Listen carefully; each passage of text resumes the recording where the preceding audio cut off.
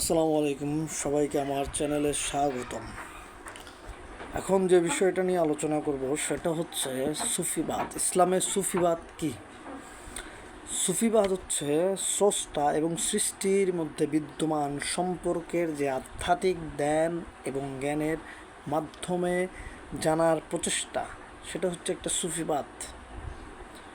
আবার ইমাম গাজ্জালি বলেছেন যে আল্লাহ ব্যতীত অপর মন্দ সব কিছু থেকে আত্মাকে পবিত্র করে সর্বদা আল্লাহর বর্ণনায় নিমজ্জিত থাকা এবং আল্লাহর বিষয়ে ধ্যান জ্ঞান অর্জন করাটাই হচ্ছে সুফিবাদ।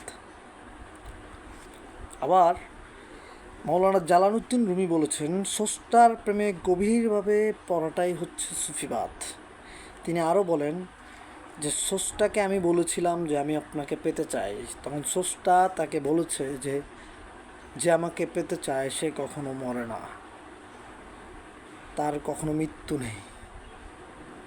স্রষ্টাকে পাওয়ার আগে যদি কেউ মরতে না চায় তাহলে সে কখনো মরে না। বিষয়টা আসলে খুবই উপলব্ধির এবং উপলব্ধির বিষয় যে স্রষ্টাকে কীভাবে কে কতটা ভালোবাসতে পারে বা কিভাবে তাকে পেতে পারে, সেটাই হচ্ছে যে সুফিবাদ। তো সবাইকে ধন্যবাদ। আসসালামু আলাইকুম।